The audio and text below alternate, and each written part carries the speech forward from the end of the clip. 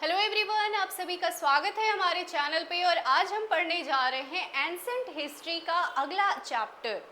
Ancient history के अंतर्गत कल के चैप्टर में हमने देखा कि वो कौन कौन से सोर्सेज हैं जिनके माध्यम से हमें एंसेंट हिस्ट्री के बारे में पता चलता है, हमारे पूर्वजों के बारे में, मानव के उद्भव के बारे में, हमारी संस्कृति के बारे में जानकारी प्राप्त होती है। उनमें हमने देखा कि कौन कौन से वेद हैं जिनके माध्यम से हमें हिस्ट्री के बारे में जानकारी प्राप्त होती है। तो वेदों में हमने देखा ऋग्वेद, अथर्ववेद, यजुर्वेद और सामवेद। इन 4 वेदों को हमने देखा और बड़े ही शॉर्ट में समझने का प्रयास किया। उसी से रिलेटेड आज का ये चैप्टर है और हम आगे तथ्यों को समझेंगे जिससे हमारे एग्ज़ाम में क्वेश्चन पूछे जाते हैं, जो फैक्ट्स काफ़ी इम्पॉर्टेंट है एग्ज़ाम पॉइंट ऑफ व्यू से। इसलिए आप इस चैनल के अंत तक बने रहें और पूरा चैप्टर समझने का प्रयास करें। ये चैप्टर बड़ा ही इम्पॉर्टेंट है क्योंकि हर एक क्वेश्चन बड़ा इम्पॉर्टेंट बन जाता है आपके एग्ज़ाम में, आपको अच्छा स्कोर करने के लिए। इसलिए आप ध्यान से देखें और समझें, ठीक है। तो इंट्रोडक्शन में हमने देखा था वेदों के बारे में, कौन कौन से वेद हैं। अब वेदांग सूत्र साहित्य के बारे में समझेंगे। वेदों को समझने हेतु रचित किया गया था। इनकी संख्या 6 है, ठीक है। There number is 6। शिक्षा, उच्चारण के माध्यम से, कल्प, रस्म और समारोह के माध्यम से, व्याकरण, निरुक्त शब्दों की उत्पत्ति हुई, छंद और ज्योतिष, ठीक है। ये 6 प्रकार की संख्या है वेदों को समझने के लिए। जो वेदांग सूत्र साहित्य हैं ये 6 प्रकार की हैं। अगले आते हैं पुराण। पुराण में भारतीय ऐतिहासिक कथाओं का सबसे अच्छा क्रमबद्ध विवरण किया गया है, ठीक है। इसके रचयिता लोमहर्ष व उनके पुत्र उग्रश्रवा हैं। लोमहर्ष एवं उसके पुत्र उग्रश्रवा हैं। पुराण के रचयिता के बारे में भी क्वेश्चन पूछ लिया जाता है। लोमहर्ष व उनके पुत्र उग्रश्रवा हैं। अधिकांश पुराण संस्कृत श्लोक में रचित हैं। पुराणों का पाठ पुजारी होता है। स्त्री और शूद्र को इनके पाठन की अनुमति नहीं थी, हालांकि वे उन्हें सुन सकते थे, ठीक है। ये पुराणों में लिखा हुआ है कि स्त्री और शूद्र नहीं पढ़ सकते हैं, वे केवल सुन सकते हैं। आगे हम देखेंगे इनकी संख्या 18 है। 18 में जो इम्पॉर्टेंट पुराण है, जो प्रमुख पुराण है, मत्स्य पुराण सबसे प्राचीन माना जाता है। ये भी पूछा जाता है एग्जाम में, जो सबसे प्राचीन पुराण वो कौन कौन से हैं। तो सबसे प्राचीन में मत्स्य पुराण आता है। आंध्र सातवाहन के बारे में इसके अंतर्गत जानकारी मिलती है। विष्णु पुराण मौर्य वंश के बारे में जानकारी मिलती है विष्णु पुराण के अंतर्गत। वायु पुराण है, वायु पुराण के अंतर्गत गुप्त वंश की जानकारी मिलती है। ब्राह्मण पुराण में पुरु वंश के बारे में जानकारी मिलती है और भागवत पुराण में श्री कृष्ण भक्ति की जानकारी मिलती है। तो इस प्रकार से पुराण है। पुराणों के अंतर्गत किसकी जानकारी मिलती है, ये भी क्वेश्चन बराबर पूछ लिया जाता है कि मौर्य वंश की जानकारी किस पुराण में मिलती है, तो विष्णु पुराण में मिलती है। इस प्रकार से क्वेश्चन रहेंगे। गुप्त वंश की जानकारी किस में मिलती है, तो वायु पुराण। पुरु वंश की जानकारी ब्राह्मण पुराण में मिलती है। तो इसलिए पुराण भी काफ़ी इम्पॉर्टेंट है। ये 5 प्रकार के आपके पुराण हैं जो काफ़ी इम्पॉर्टेंट है। वैसे 18 पुराण हैं हमारे भारत में। राजाओं की वंशावली इस अंतर्गत बताया गया है। ब्राह्मण, चौथा आते हैं ब्राह्मण। यज्ञों और कर्म कांड के विधान के लिए ब्राह्मण होते थे, ठीक है। प्रमुख ब्राह्मण ग्रंथ कौन कौन से हैं? ऋग्वेद, यजुर्वेद, सामवेद और अथर्ववेद। ये जो 4 प्रकार के आपके वेद हैं, इन चारों वेदों के ब्राह्मण होते थे, ठीक है। तो ये कौन कौन से ब्राह्मण हैं? ऋग्वेद के ऐतरेय ब्राह्मण, संखायन या कौशितकी ब्राह्मण। ये काफ़ी इम्पॉर्टेंट है क्योंकि हर एक एग्ज़ाम में क्वेश्चन पूछ लिया जाता है, ठीक है। ऋग्वेद में कौन से ब्राह्मण हैं? शुक्ल यजुर्वेद में शतपथ ब्राह्मण, कृष्ण यजुर्वेद, दो पार्ट में यजुर्वेद डिवाइड है, शुक्ल यजुर्वेद और कृष्ण यजुर्वेद। शुक्ल यजुर्वेद में शतपथ ब्राह्मण, कृष्ण यजुर्वेद में तैत्तिरीय ब्राह्मण। ठीक है, सामवेद के जो ब्राह्मण है पंचवीस या तांड्य ब्राह्मण, षड्विंश ब्राह्मण, साम विधान ब्राह्मण, वंश ब्राह्मण, मंत्र ब्राह्मण और जैमिनीय ब्राह्मण, इस प्रकार के सामवेद के ब्राह्मण हैं। अथर्ववेद के गोपथ ब्राह्मण, ठीक है, अथर्ववेद के सिर्फ एक ही ब्राह्मण है, गोपथ ब्राह्मण। ठीक है, ऋग्वेद के ऐत्रेय और कौशिकी, शुक्ल यजुर्वेद के दो शतपथ और तैत्तिरीय, सामवेद के पंचवीस और षड्विश, ये दो याद रखेंगे तो चल जाएगा। पंचवीस और षड्विश दो प्रकार के ब्राह्मण हैं। जैमिनीय ब्राह्मण भी कभी कभी पूछ लिया जाता है, ज़्यादातर पंचवीस और षड्विश ही पूछा जाता है, तो याद रखना है वेद के अंतर्गत है। अथर्ववेद के एक ही हैं गोपथ। ठीक है, शतपथ ब्राह्मण स्त्री को पुरुष की अर्धांगिनी बताया है। शतपथ ब्राह्मण के अंतर्गत स्त्री को पुरुष की अर्धांगिनी बताया गया है। ठीक है, तो ये चार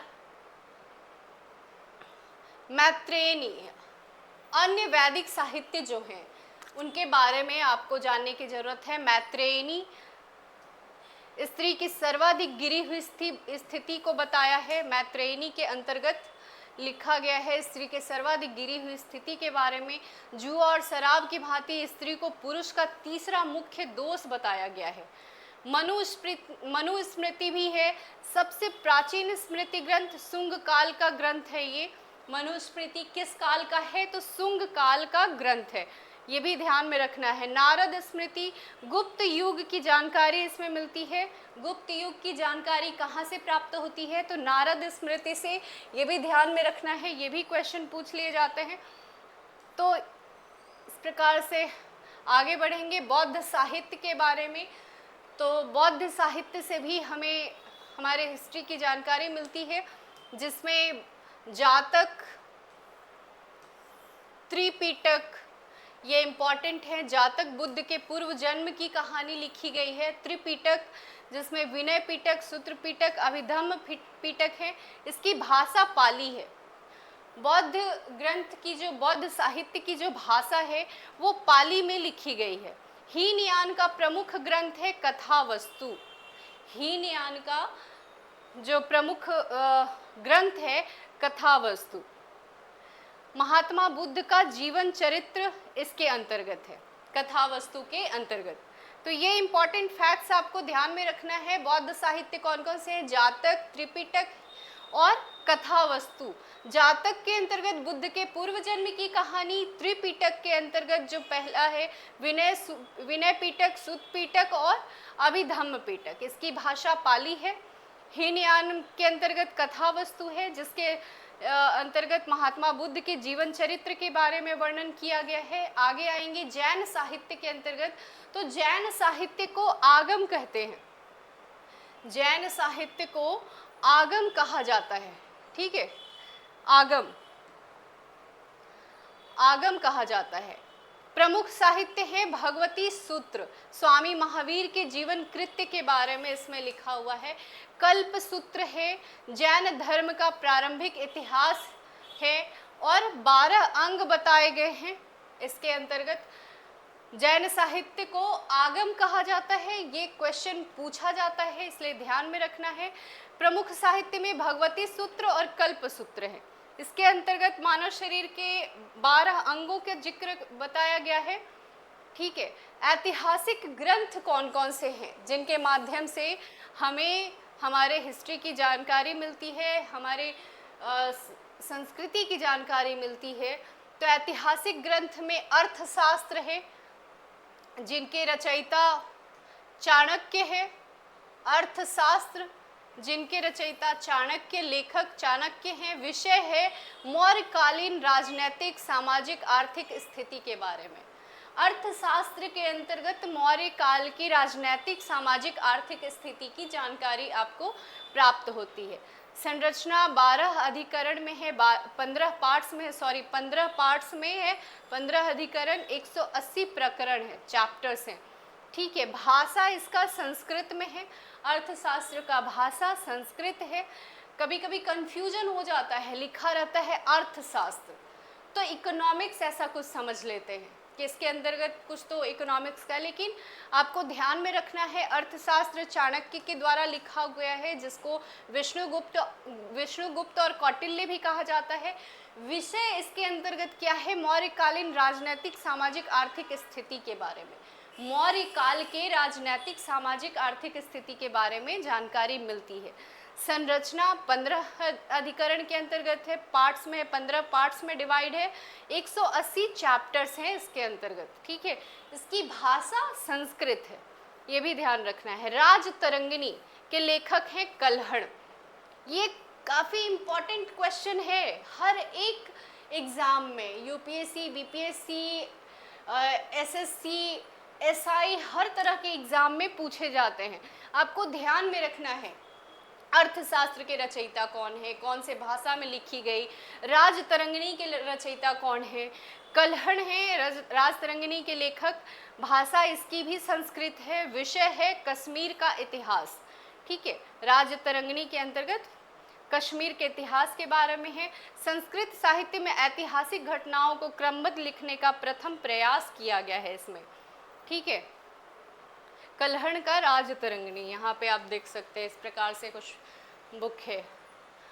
तो आगे बढ़ेंगे हम लोग। चचनामा, चचनामा के अंतर्गत क्या है, इसके लेखक कौन है चचनामा के? तो चचनामा के लेखक है अली अहमद। अली अहमद। विषय है अरबों के सिंध विजय के बारे में जानकारी इसके अंतर्गत मिलती है, अरबों के सिंध विजय के बारे में। चचनामा के लेखक अली अहमद हैं। भाषा इसकी फारसी है। ठीक है। भाषा इसकी फारसी है। अब वहाँ आप देख रहे थे अर्थशास्त्र और राजतरंगिणी की भाषा संस्कृत है, लेकिन चचनामा की भाषा जो है वो फारसी है। लेखक है अली अहमद, विषय है अरबों के सिंध विजय के बारे में लिखा हुआ है चचनामा के अंतर्गत। अष्टाध्यायी, अष्टाध्यायी के लेखक हैं पाणिनि। ये ध्यान रखना है, अष्टाध्यायी ये भी इम्पॉर्टेंट हो जाता है। अष्टाध्यायी के लेखक पाणिनि है। विशेषता संस्कृत व्याकरण का प्रथम ग्रंथ है, ये संस्कृत व्याकरण का प्रथम ग्रंथ है अष्टाध्यायी। विषय है मौर्य पूर्व और मौर्य युगीन राजनीतिक व्यवस्था की जानकारी मिलती है। गार्गी संहिता, कात्यायन, गार्गी संहिता के लेखक कात्यायन हैं और विषय इसका ज्योतिष है। भारत पर होने वाले यवन आक्रमण की जानकारी मिलती है इसके अंतर्गत। ठीक है। ज्योतिष के बारे में इसके अंतर्गत लिखा हुआ है गार्गी संहिता के अंतर्गत, और भारत पर होने वाले जो यवन आक्रमण थे उनके बारे में भी गार्गी संहिता के अंतर्गत लिखा गया है। तो ये भी इम्पॉर्टेंट हो जाता है गार्गी संहिता, जिसके लेखक कात्यायन हैं। ठीक है। ये ध्यान में आपको रखना है। महाभाष्य, अगला जो इम्पॉर्टेंट साहित्य है महाभाष्य है। लेखक इसके पुष्यमित्र शुंग के पुरोहित पतंजलि हैं। कौन है? पतंजलि। पतंजलि लेखक पुष्यमित्र शुंग के पुरोहित हुआ करते थे पतंजलि। महाभाष्य के लेखक। विषय क्या है? शुंगों की जानकारी इसके अंतर्गत दिया गया है। इस प्रकार से बुक हैं, आप देख सकते हैं। तो ये जो आपके साहित्य हैं इसको आपको ध्यान में रखना है। तो सारे साहित्य को आपने देखा, कौन कौन से वेदों के अंतर्गत ब्राह्मण ग्रंथ थे, ब्राह्मण ग्रंथों को आपने देखा, और इस प्रकार से आपने आगे बढ़ा। और फिर सारे आपके साहित्य जो है उनके बारे में भी, जो इम्पॉर्टेंट बुक्स हैं उनके बारे में आपको जानकारी प्राप्त हुई। उससे रिलेटेड कुछ क्वेश्चन हैं, एमसीक्यूज हैं, जिसको आपको देखना है एग्ज़ाम में कैसे क्वेश्चन पूछा जाता है। ब्राह्मण ग्रंथ किस प्रकार के साहित्य से संबंधित हैं? ठीक है। तो ये भी क्वेश्चन बनता है। ब्राह्मण ग्रंथ जो आपने देखा कि वेदों के अंतर्गत जो ब्राह्मण ग्रंथ था ऋग्वेद में, वो आपने देखा, तो वो किस प्रकार के साहित्य हैं, साहित्य से संबंधित हैं? तो ये कर्म कांड से संबंधित है। बौद्ध ग्रंथ त्रिपिटक किस भाषा में लिखे गए हैं? बौद्ध ग्रंथ का जो त्रिपिटक साहित्य है वो किस भाषा में लिखी गई है, वो भी आपको बताया था हमने, पाली भाषा में।